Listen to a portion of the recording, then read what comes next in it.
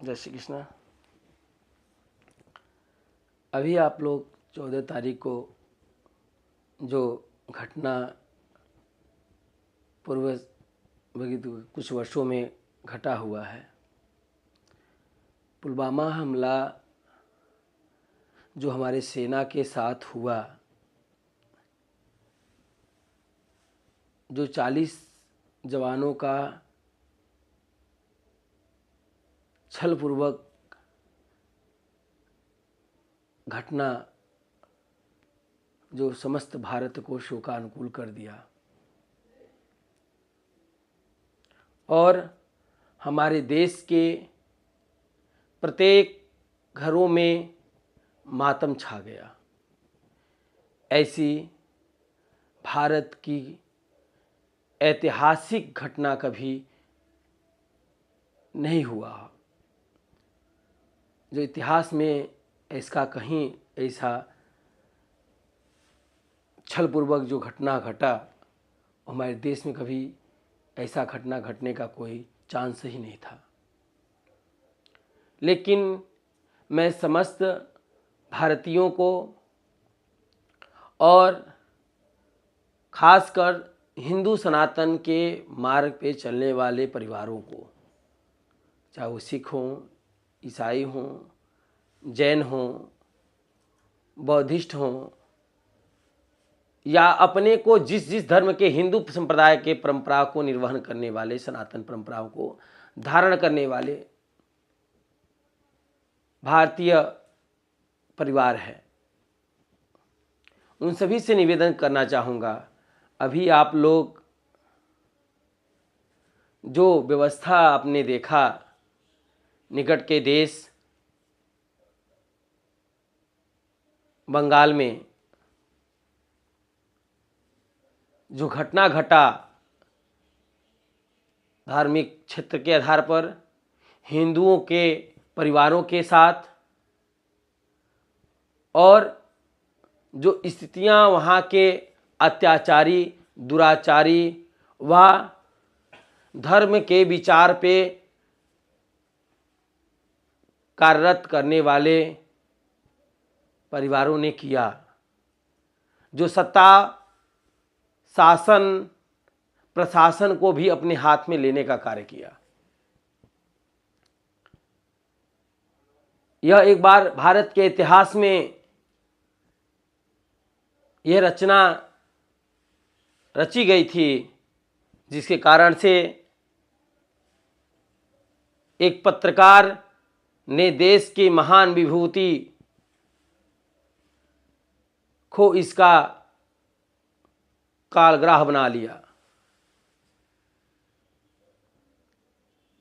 एक आम नागरिक ने एक बड़े भारत के संविधानिक पदों पर विराजमान होने वाले व्यक्ति का घात कर दिया। जब भारत का बंटवारा हुआ था, उस समय भारत में निर्वहन करने वाले कुछ अत्याचारियों के कारण कुछ लोगों के कारण देश में ऐसी घटना घटी कि जिससे महिलाओं का, हिंदू परंपरा को धारण करने वाले हिंदुओं का, सनातन परंपरा को धारण करने वाले सनातनियों का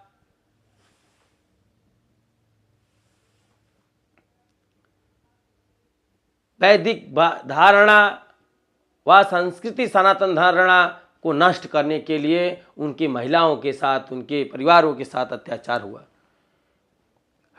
मैं वो शब्द नहीं कह सकता इस सोशल मीडिया के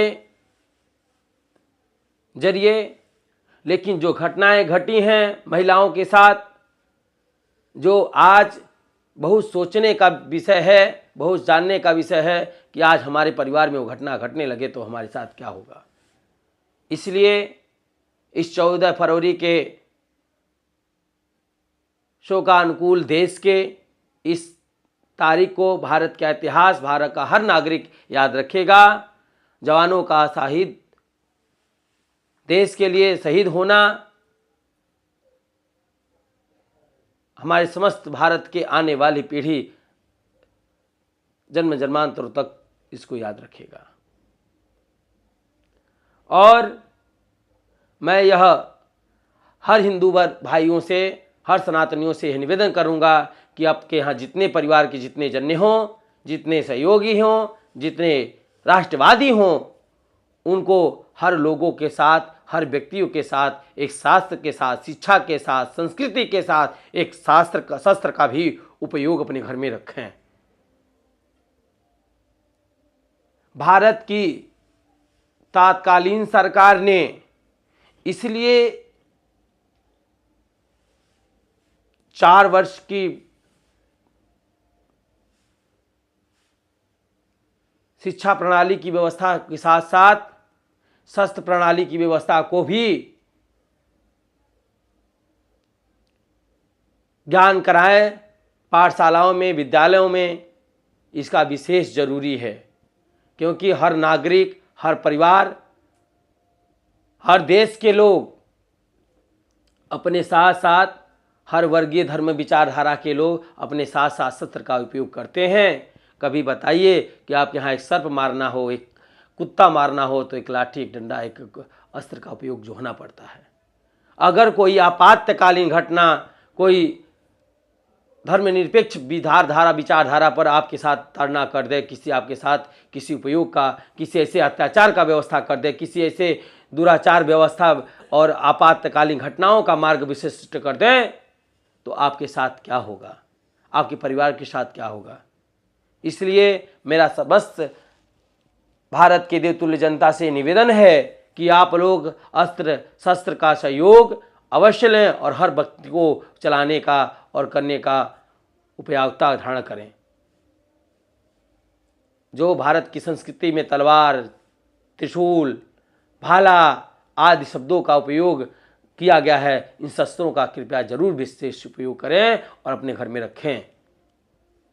अन्यथा राजनीतिक सत्ताओं के कुछ कारणों के कारण, कुछ लोगों के विदामान हो जाने पर देश की वह स्थिति नहीं रहेगी, वह कार्यकाल नहीं रहेगा, वह अवस्थाएं नहीं रहेंगी। वह ये नहीं देखा जाएगा कि आप हिंदू में ब्राह्मण हैं, क्षत्रिय हैं, शूद्र हैं, वैश्य हैं या किस वर्ग के हैं। आप एक हिंदू के मार्ग पर, सनातन के मार्ग पर चलने वाले हैं। आपके बहू, बेटी, बहन, भाई, बंधु के साथ क्या होगा, इसका विशेष ध्यान दें आप लोग। मेरा एक वर्थ निवेदन है समस्त भारतीयों से, समस्त सनातनियों से, समस्त हिंदुओं से कि आप लोग शिक्षा, संस्कार और संस्कृति के साथ साथ शस्त्र का भी उपयोग और शस्त्र का भी व्यवस्था अपने घर में रखें। जय श्री कृष्णा, जय श्री ठाकुर, जय श्री राधे।